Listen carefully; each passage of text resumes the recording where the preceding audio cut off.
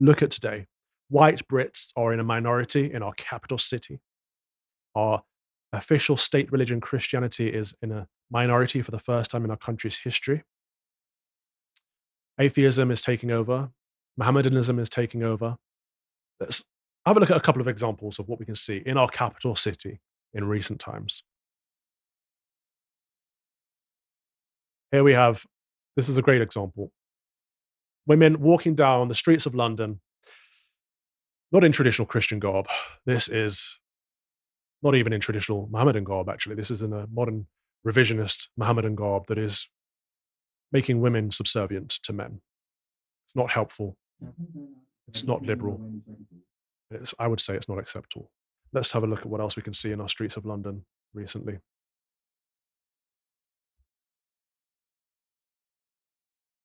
I don't recognize this culture. To me, this looks like a show of dominance.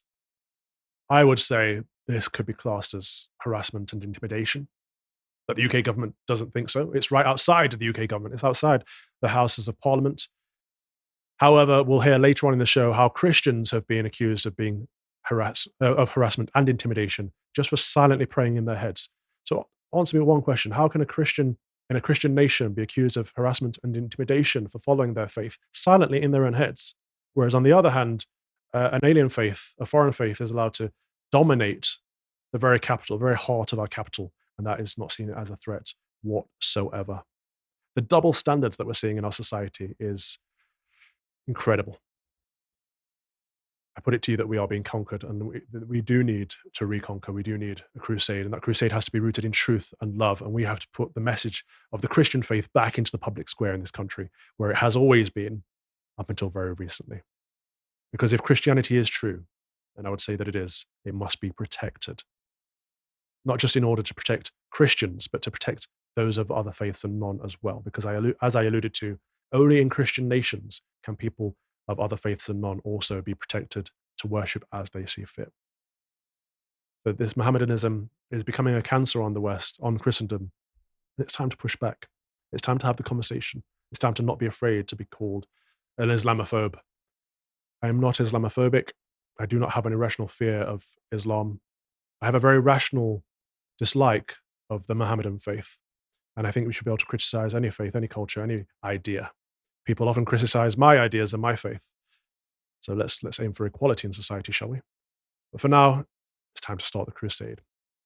I want to begin by introducing a very good man who has become somewhat of a friend over the years, the Reverend Bernard Randall, who, as I mentioned at the start, was cancelled by the Church of England for preaching a very Christian sermon in a Church of England school. I've spoken to you before, Reverend Bernard, but I'd like to get your background, your take on why you believe you're cancelled before we get into the latest news and the latest revelations of where you are today. First of all, welcome Thank to you, the show. Calvin. Thank you for having me on. Well, congratulations on your second coming, as it were. It's good to have you back on the air. So I was chaplain in a Christian school, a Church of England school, or supposedly Church of England. It declined from the faith that it proclaims in its documents. And I gave a sermon in response to a pupil question: how come we're told we have to accept all this LGBT stuff in a Christian school? So my answer in short was, you don't. You make up your own mind, think for yourself, you respect the people you disagree with, but loving your neighbour as yourself doesn't mean you have to agree with them. Don't discriminate, don't bully, but you may believe that marriage is probably only of a man and a woman for life. You may believe that biological sex is real, can't be changed, and sometimes matters. You may look at gender identity language and think that's incoherent, doesn't quite make sense. Therefore, it can't be more than partly true. So it was pretty moderate and saying, make up your own mind, think for yourself. And that applies equally to the Christian things that I would be saying in chapel week in, week out, as to any of the stuff, the agendas of LGBT activists or any other faith position, whether that be Islam, Hinduism, Judaism, atheism as a faith position, whatever. Make up your own mind. Yeah, I've got your sermon here. You said you are entitled to keep those ideas, and if you're not comfortable with it for the various religious reasons, you're not required to change. And so I think your sermon was, some people believe this, other people believe that. Some people believe that LGBT rights mean that you can change gender, for example. Other people believe otherwise. I know you said that marriage is a lifelong exclusive union between one man and one woman, as we know to be true, and most faiths know to be true. But in this new program that was being taught in your school, it was taught that perhaps marriage could be something else, whether it's between two men and two women, or who knows, perhaps three men and three women, or why put a number on it? And so I think, to be fair to you, you are offering an either or situation. You weren't saying, no, you must not follow this new ideology. I believe you were saying you can follow it if you choose to, but also Yeah. you don't have to. Now, is it right in saying that your headmistress fired you for this because she thought it was discrimination? I was a headmaster, Okay. but yes, I was initially sacked for gross misconduct on the basis of saying these things, and I was reported by the school's safeguarding lead to prevent the anti-terror watchdog on the basis of saying, basically, you may agree with the Church of England. And it was news to me that the Church of England might be a terrorist organisation. But there you Well, go. That was the absurdity of the situation I found myself in for what I thought was quite a moderate position.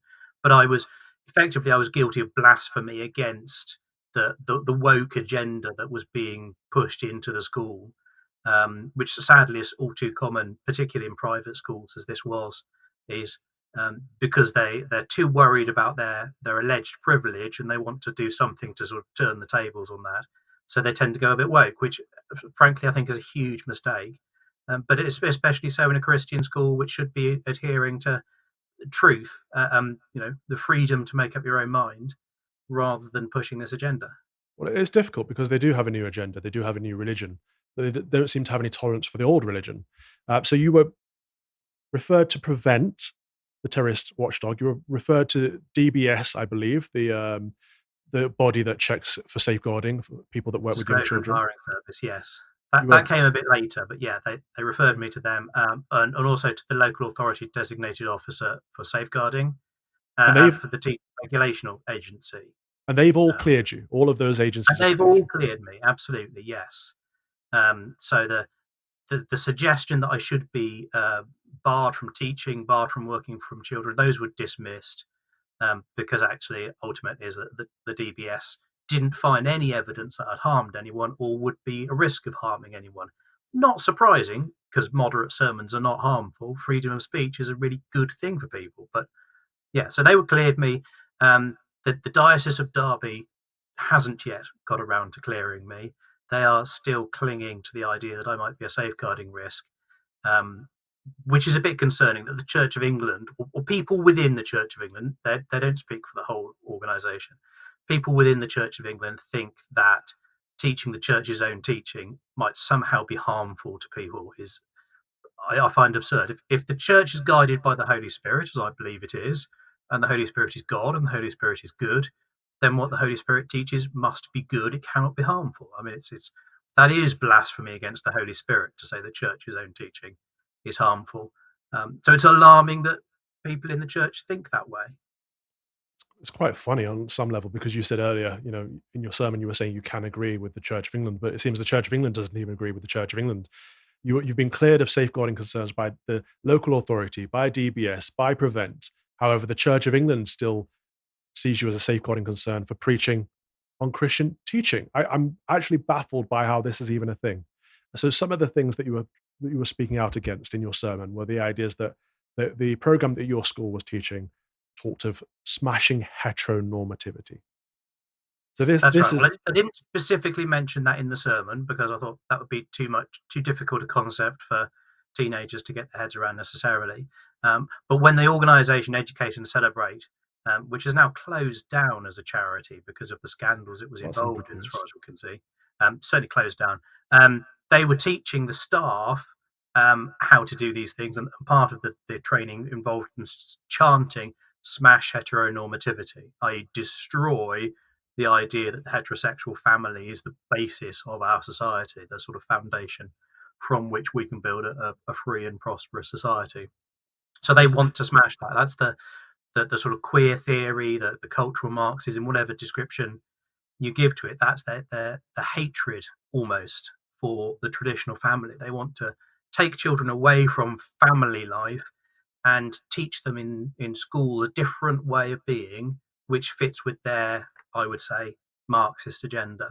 And this is what Marxists have done all down the years. Just read Brave New World and 1984 if you want, you know, decades old warnings about the dangers of what is being done in our schools. It's fascinating, this idea of smashing heteronormativity. So the people preaching tolerance don't practice tolerance.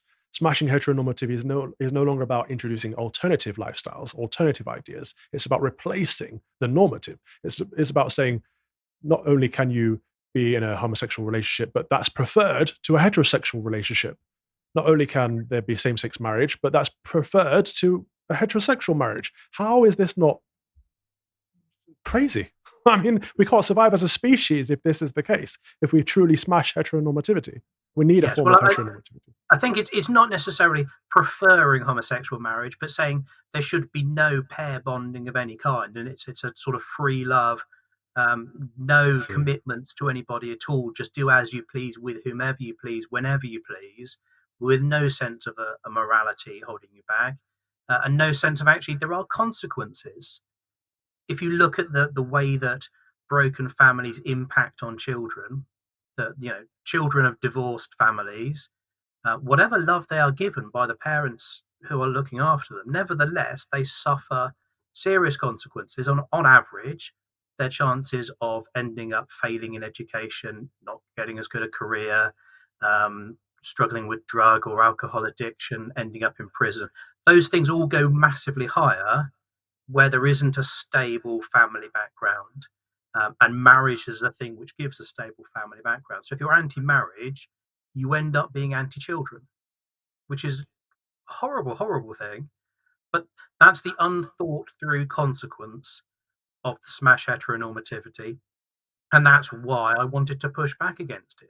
It's for the children, it's for their own good to be aware that there is a better way, which is the one that Christians traditionally have adhered to. Yeah, I think it's troubling that you mentioned these ideas of same-sex attraction and gender dysphoria, and you said that no one should be discriminated against. So you were clearly offering tolerance. You were clearly offering diversity of thought and opinion.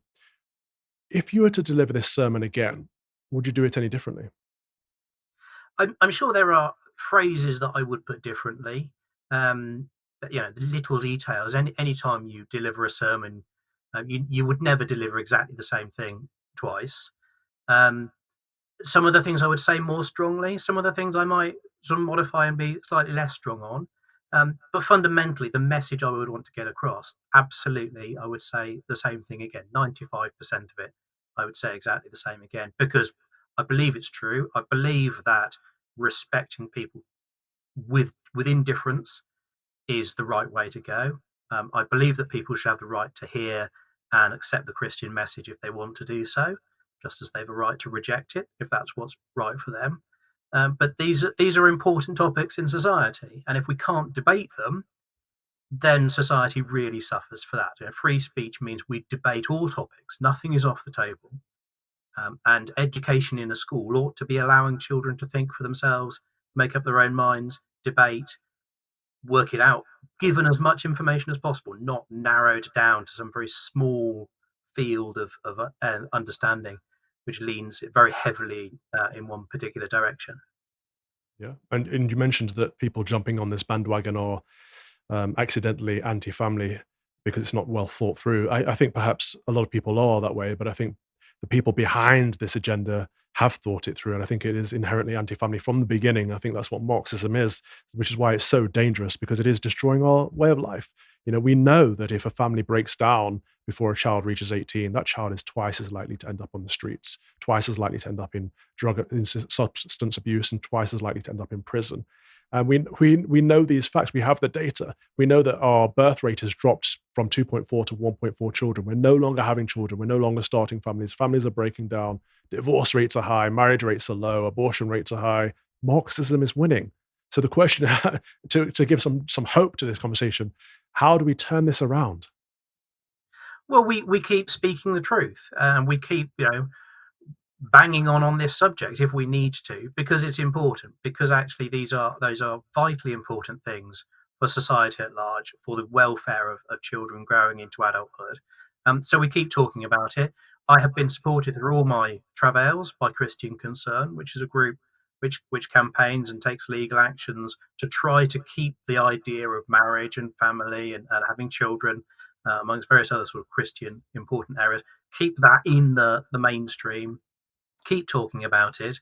And at the end of the day, we have hope as Christians, because we know that Jesus has conquered the powers of evil. We Yep. know that. But we also have hope because we believe that Christianity is true. And it's just objectively the case that what we're saying is true and good. And therefore, it will win out over evil in the end. And it may be a long struggle. It may be decades or centuries of struggle, but the truth and the good will win in the end, and we will see the back of Marxism. I totally believe it. Maybe not in my lifetime, but it will come. It's a good point. As Christians, we try to see the big picture, and we can't always make a difference in our own lifetimes, but we sure should make a difference anyway. I think that's a great note to end on. But I do want to find out what's next for you. And first of all, congratulate you on being cleared by the DBS, although it should be common sense that that's the case. I mean, it's been years now. But what's next for you in this battle? Well, I've got various legal processes ongoing.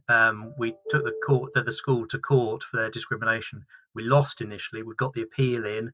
Got a hearing in a couple of weeks to move that along.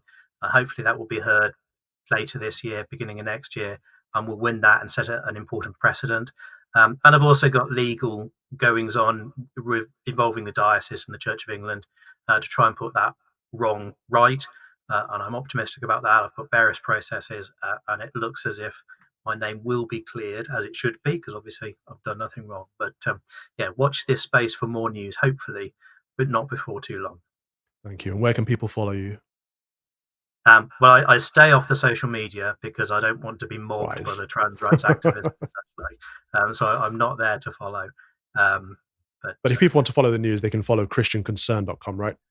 Christian Concern will always have updates on my case where they exist, and obviously, yes, an internet search for my name tends to bring up what's been going on lately. The Reverend Bernard Randall, thank you so much for what you do. Keep fighting the good fight, and we are with you. To get full access to the crusade, subscribe for £5 a month at lotuseaters.com.